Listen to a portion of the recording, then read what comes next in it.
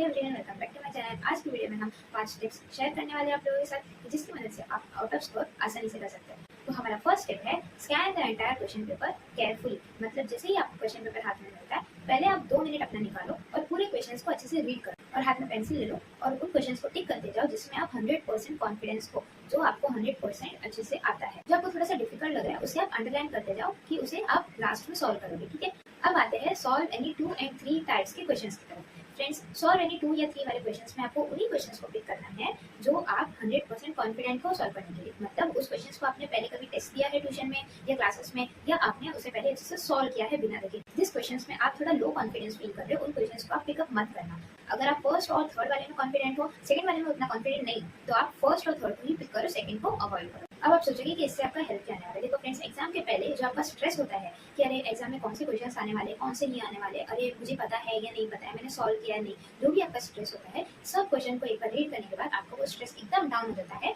और आपको कॉन्फिडेंस एकदम हाई हो जाता है कि हाँ, मुझे पता है कि पूरे क्वेश्चन में क्या है क्या नहीं है, मैं कौन सा अटेम्प्ट करने वाला हूँ कौन सा नहीं। तो आपका जो कॉन्फिडेंस लेवल है पूरे एग्जाम टाइम वो एकदम हाई रहता है और स्ट्रेस लेवल एकदम जीरो हो जाता है। फ्रेंड्स, आप एक बार इस टिप को जरूर फॉलो करना, आपको इसका बेनिफिट जरूर दिखेगा। तो आते हैं टिप नंबर 2 की तरफ। वो ये है कि यूज स्मार्ट प्रेजेंटेशन। मतलब पेपर जब आप लिख रहे हो तो आपको स्मार्ट प्रेजेंटेशन की 2-3 ट्रिक्स फॉलो करनी है। वो क्या है? देखो फ्रेंड्स, आपके सामने 2 मैंने सैंपल पेपर अटैच किया। अब आप मुझे बताओ कि आपको आंसर शीट ए अच्छा लग रहा है या आंसर शीट बी। मुझे पता है कि आप सब ने आंसर शीट ए चूज किया है। क्यों? क्योंकि जिसने भी आंसर शीट ए लिखा है उस बच्चे ने रफ वर्क के लिए अलग से कॉलम ड्रॉ किया है, उसमें रफ वर्क अच्छे से सॉल्व किया है और उसने आंसर की हर एक स्टेप्स को डिफाइन किया। जैसे स्टेप नंबर 1, 2, 3, 4 उसने हर एक स्टेप्स लिखे हुए हैं क्लियरली। उसने कब कौन सा फॉर्मूला यूज किया, इस फॉर्मूले का नाम लिखा है, कब कौन सा कॉन्सेप्ट यूज किया, उस कॉन्सेप्ट का नाम लिखा है, डिवाइडिंग 2/3 या मल्टीप्लाइंग 2/1, जो भी हो उसने हेडलाइन अच्छे से लिखी है और उसने जो फाइनल आंसर है उसे बॉक्स में लिखा है। तो फ्रेंड्स, इससे टीचर को भी जो चेक करने वाली है उन्हें बहुत आसानी होती है मार्क्स देने के लिए। कैसे? आप सोचोगे, देखो अगर कोई आंसर है जो 2 मार्क्स का है तो आप सिंपली 2 से 4 स्टेप्स लिखो। उससे क्या होगा? अगर आपने 4 स्टेप्स लिखा तो टीचर सिंपली आधे मार्क्स देगी और आपको 2 मार्क्स मिल जाएंगे, पर आपके चारों स्टेप्स करेक्ट होने चाहिए। और जिस बच्चे ने अच्छे से स्टेप्स नहीं लिखे तो टीचर भी सोचेगी कि आप उसे कितना मार्क्स दो, आधा 1 मार्क्स दो, 2 मार्क्स दो, कितना दो। अगर 2 मार्क्स का आंसर है तो वो टीचर 1 या 1.5 मार्क्स देके स्टॉप हो जाएगी, वो टोटल 2 मार्क्स नहीं देगी। क्यों? क्योंकि उसने अच्छे से स्टेप्स नहीं लिखे हैं, उसने फॉर्मूलाज नहीं लिखे हैं, उसने फाइनल आंसर को बॉक्स में नहीं लिखा है। देखो फ्रेंड्स, अगर जो टीचर होती है चेक करने वाली, उन्हें अगर पेपर नीट लगता है ना तो वो भी 2 मिनट अपना एक्स्ट्रा देने को प्रेफर करती है। जैसे वो अच्छे से आपका हर एक लाइन चेक करती है, अच्छे से रीड करती है, अच्छे से स्पेस दे देकर लिखना। फ्रेंड्स, कभी भी आपकी कितनी भी अच्छी हैंडराइटिंग हो, पर अगर आपने प्रेजेंटेशन को फॉलो नहीं किया है तो आपकी वो अच्छी हैंडराइटिंग भी बेकार हो जाती है। स्मार्ट प्रेजेंटेशन का एक और टिप होता है कि आपको हर एक आंसर को हर एक न्यू पेज पे लिखना है। जैसे अगर आपने एक पेज में एक आंसर लिखा, उसके नीचे आपको थोड़ा स्पेस दिखा, आपने सेकंड आंसर भी वहां लिख दिया, पर वो सेकंड आंसर उस पेज में कंप्लीट नहीं हुआ, उसका आधा जो आंसर था जो सॉल्व किया वो आपने दूसरे आंसर शीट में लिखा। ठीक है, अब समझो इन केस आपने उस आंसर शीट में ऊपर आंसर शीट नंबर डालना भूल गए या बाय मिस्टेक आपका घाई में वो आंसर शीट आगे पीछे अटैच हो गया, तो क्या होता है? जब टीचर चेक करती है उस पेपर को तो वो जो आधा जो लिखा हुआ एक पेपर में आंसर है सेकंड वन, वो तो आपका चेक कर लेगी, पर जो आधा बचा हुआ आंसर था जिसमें आपने कुछ लेबल नहीं दिया था, जैसे ये समझो क्वेश्चन नंबर 2 का आधा बचा हुआ आंसर है, question number 2 half answer solve, ऐसे कुछ लेबल दो। अगर आपने ऐसा कुछ नहीं दिया, भूल गए, तो टीचर ने वो आंसर शीट आगे पीछे उनको मिली, अगर वो चेक करेगी वो आंसर तो वो सोचेगी कि आंसर तो सॉल्व है, पर वो कौन से क्वेश्चन का आंसर है वो उन्हें पता नहीं, तो वो मार्क्स देगी तो कौन से क्वेश्चन को देगी। इसीलिए एक पेज में एक ही आंसर सॉल्व करो। इन केस अगर आपका जो सोल्यूशन है वो बहुत बड़ा है कि आपको सेकंड पेज लग रहा है, तो आप उस हाफ आंसर सॉल्व में कभी भी लेबल देना मत भूलना कि ये क्वेश्चन नंबर 2 का हाफ आंसर सॉल्व है। ठीक है, इस चीज को हमेशा ध्यान रखना। अब आते हैं हमारे टिप नंबर 3 की तरफ। फ्रेंड्स, ये टिप बहुत हेल्पफुल होता है क्योंकि समझो अगर आपका 40 मार्क्स का पेपर है, उसमें आपने फुल अच्छे से आंसर सॉल्व किया है और आप एकदम कॉन्फिडेंस हो कि आपको आउट ऑफ मिलने ही वाला है, पर 1-2 गलती की वजह से, जो सिली मिस्टेक्स हम होते हैं उसकी वजह से आपका आधा 1-2 मार्क्स कट गया, तो आपको समझो 38-39 मार्क्स मिला, तो आपको कैसा लगेगा? अरे यार, मेरा 1-2 मार्क्स की वजह से आउट ऑफ स्कोर करने वाली अपॉर्चुनिटी मिस हो गई। अब ये कैसे होता है? देखो फ्रेंड्स, जब आप एक क्वेश्चन सॉल्व करते हैं उसमें या तो आप जो यूनिट्स होते हैं जैसे किलोमीटर, मीटर, सेंटीमीटर, अगर आपने इसे फाइनल आंसर में नहीं लिखा या आपने उसे कन्वर्ट जो करना होता है जैसे किलोमीटर से मीटर में, वो सब आपने कन्वर्ट नहीं किया, या आपने जो कैलकुलेशंस होती है सिंपल सी मल्टीप्लिकेशन, डिवीजन, एडिशन, सब्ट्रैक्शन, उन कैलकुलेशन में आपने थोड़ी सी मिस्टेक कर दी, या जो डेसिमल वाले आंसर्स होते हैं उसमें पॉइंट इधर उधर कर दिया, तो छोटी छोटी सिली मिस्टेक्स की वजह से भी आपका फाइनल मार्क्स में बहुत इंपैक्ट हो जाता है। तो आधे एक मार्क्स भी ऐसे टाइम बहुत इंपॉर्टेंट होता है। तो फ्रेंड्स क्या करना है आपको, या तो आपका पूरा आंसर खत्म हो गया तब आप उस आंसर को एक बार क्रॉस चेक करो, मतलब गो थ्रू करो, आप पूरे आंसर को अच्छे से रीड करो, या तो आप अच्छे से देख लो हाँ अच्छे से मैंने स्टेप्स लिखा है कि नहीं, फॉर्मूला का नाम अच्छे से लिखा है या नहीं, यूनिट्स चेक कर लो, किलोमीटर मीटर सेंटीमीटर या स्क्वायर सेंटीमीटर, वो सब यूनिट्स आपने अच्छे से लिखे हैं या नहीं, जो रफ वर्क में आपने कैलकुलेशंस किए वो कैलकुलेशंस अच्छे से किए या नहीं, क्योंकि टीचर जब रफ वर्क भी चेक करती है तो उसे भी एक बार वो देखती है कि हाँ रफ वर्क में बच्चे ने अच्छे से सॉल्व किया है, उसका भी कभी कभी वो मार्क्स दे देती है, आधा एक मार्क्स जो भी हो। तो या तो आप एक आंसर सॉल्व करते ही उस आंसर को चेक कर सकते हो, या तो पूरे एग्जाम खत्म होने के बाद जो लास्ट के 5 मिनट रहते हैं उसमें आप पूरे अपने आंसर शीट को गो थ्रू कर सकते हो, ये आपके ऊपर है, पर एक बार जरूर आपको अपने आंसर्स को क्रॉस चेक करना चाहिए। तो हमने तीनों स्टेप्स देख लिए, अब बढ़ते हैं फोर्थ एंड फिफ्थ स्टेप की तरफ। फ्रेंड्स ये फोर्थ और फिफ्थ टिप है, इसे आपको एग्जाम के दिन या एक दो दिन पहले आप अगर इसे फॉलो करो तो ये बहुत अच्छा होगा। जैसे फोर्थ टिप हमारा ये है कि आपको पूरे क्वेश्चन पेपर का स्ट्रक्चर टीचर से ले लेना है। कभी कभी टीचर आपको खुद से ही बता देती है पूरे एग्जाम क्वेश्चन पेपर का स्ट्रक्चर, या तो आप खुद से ही उनसे पूछ सकते हो। जैसे क्वेश्चन नंबर 1A में कौन सा सेक्शन आने वाला है, जैसे एमसीक्यू आने वाला है, फिल इन द ब्लैंक्स आने वाला है, क्या आने वाला है, कितने मार्क्स का हो सकता है वो, ये आप पूछो। फिर क्वेश्चन नंबर 2 में क्या आने वाला है, आंसर इन वन वर्ड आने वाला है, अच्छा वो कितने मार्क्स का होने वाला है, 2 या 3 मार्क्स का होने वाला है, ठीक है। उसके बाद क्वेश्चन नंबर 3 क्या होने वाला है, सॉल्व एनी 2 या 3, जो 3 मार्क्स का होने वाला है या 4 मार्क्स जो भी हो। फिर उसके बाद क्वेश्चन नंबर 5 क्या होने वाला है, क्वेश्चन नंबर 6 क्या होने वाला है और वो कितने मार्क्स के होने वाले हैं। तो फ्रेंड्स इससे आपका टाइम मैनेजमेंट में बहुत हेल्प होने वाला है। जैसे समझो आपको क्वेश्चन पेपर है 40 मार्क्स का और आपका जो टाइम लिमिट है वो 1 घंटा है, तो आपको क्या करना है, हर एक मार्क्स के लिए आपको 1 मिनट देना है। तो 40 मार्क्स के लिए आपने टोटल 40 to 50 मिनट्स दिए, और अगर आपका 2 घंटे का पेपर है तो आपको सिंपली उसे डबल करना है। जैसे 2 घंटे में कितने मिनट्स होते हैं, 120 मिनट्स होते हैं, तो 40 मार्क्स का पेपर है तो 40 मल्टीप्लाइड बाय 2, 40 2 जा 80, तो आपको 80 to 90 मिनट्स या 100 मिनट्स मैक्सिमम आपको उस आंसर शीट को सॉल्व करने के लिए करना है, ठीक है, दैट्स इट। अब आपको टाइम स्लॉट्स अपने बनाने हैं। क्वेश्चन नंबर 1 के लिए आपको अगर 5 मार्क्स का है तो आपको 5 मिनट से ज्यादा उसे नहीं देना। क्वेश्चन नंबर 2 अगर आपका 6 मार्क्स का है तो आपको 6 से 7 मिनट से ज्यादा उसे नहीं देना। क्वेश्चन नंबर 3 अगर आपका 10 मार्क्स का है तो आपको 10 से 12 मिनट से ज्यादा उसे नहीं देना। क्वेश्चन नंबर 4 अगर आपका 15 मार्क्स का है तो आपको सिंपली 15 से 20 मिनट से ज्यादा उस क्वेश्चन को सॉल्व करने के लिए नहीं देना है।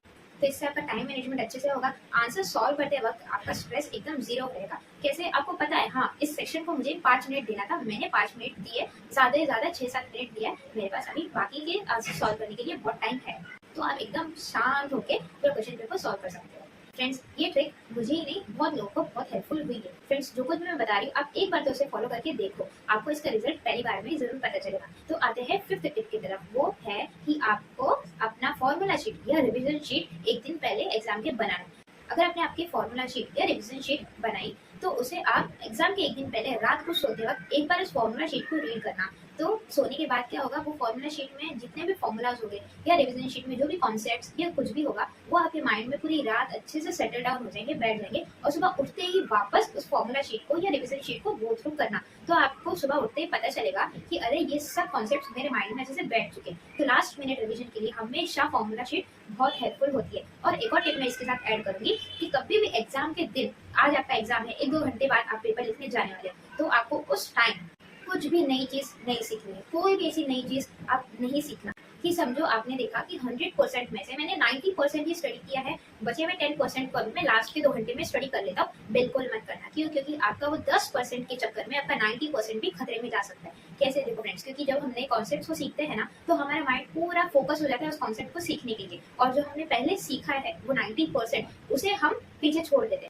तो एग्जाम लिखते वक्त आपको वो 90% भी अच्छे से ध्यान में नहीं रहेगा, और जो 10% जो आप सीखना चाह रहे थे वो भी आधा अधूरा रह गया। तो इसीलिए अगर आपने 90% ही स्टडी किया है, डोंट वरी, उस 90% पे ही फोकस करो एग्जाम के दिन। एग्जाम के दिन 90% के ऊपर अगर आपको नहीं आता तो उसे पढ़ने का या नई चीज सीखने का मत सोचो, तो उसके चक्कर में आपका 90% भी खतरे में जा सकता है। समझो आप 40 मार्क्स में से 35 स्कोर कर सकते थे, पर आपने वो 5 मार्क्स एक्स्ट्रा गेन करने के चक्कर में वो 35 मार्क्स को भी खतरे में डाल दिया। तो चलो फ्रेंड्स एक बार हम गो थ्रू करते हैं, ठीक है। तो फर्स्ट टिप हमारी क्या थी, scan the entire question paper carefully. आपके हाथ में जैसे क्वेश्चन पेपर मिलता है पहले आपको पूरा क्वेश्चन पेपर अच्छे से स्कैन करना है, अच्छे से रीड करो, हर एक लाइन रीड करो, हर एक क्वेश्चन रीड करो, जो भी अच्छा लगता है, जो भी इजी लगता है आप उसे टिक करो, बाकी को अंडरलाइन कर दो, ठीक है। सेकंड टिप की तरफ बढ़ते हैं, यूज स्मार्ट प्रेजेंटेशन। कभी भी थोड़ा स्पेस दे के लिखो आंसर, रफ वर्क के लिए अलग से कॉलम बनाओ, हर एक स्टेप्स को डिफाइन करो, कहाँ का फॉर्मूला यूज हो रहा है, कहाँ कौन सा कॉन्सेप्ट यूज कर रहा है, अच्छे से लिखो, फाइनल आंसर को बॉक्स में लिखो, और हर एक पेज में हर एक न्यू आंसर को स्टार्ट करो, ठीक है। अब आते हैं थर्ड टिप की तरफ। थर्ड टिप था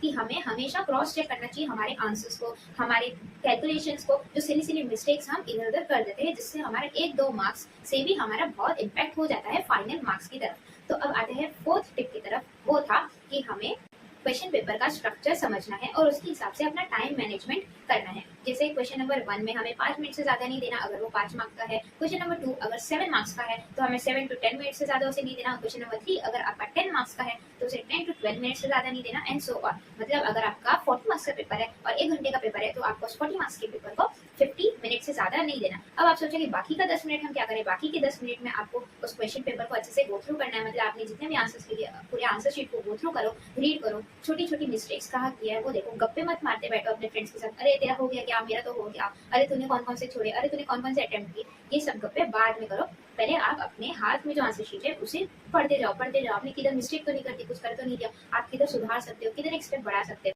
हर एक आंसर शीट पे आपका रोल नंबर और आंसर शीट नंबर अच्छे से लिखो, अच्छे से उसे अटैच करो कि वो फट ना जाए। घाई घाई में अटैच मत करो, क्योंकि जब लास्ट के मिनट रहते हैं, जब टीचर आती है पेपर कलेक्ट करने, तो वो खींच के कभी कभी चली जाती है। तो अच्छे से अटैच करोगे तो आपका ही फायदा होने वाला है। और जो लास्ट टिप थी हमारी वो ये थी कि हमें फॉर्मूला शीट या रिविजन शीट हमें हमेशा बनानी चाहिए हर एक एग्जाम के पहले, और उसे रात को सोते वक्त अच्छे से रीड करो, समझो, और सुबह उठते ही एग्जाम के दिन उसे वापस रीड करो और समझो। तो आपके पूरे जो भी आंसर्स आने वाले हैं वो अच्छे से आपके माइंड में रह जाते हैं, कॉन्सेप्ट अच्छे से माइंड में बैठ जाते हैं।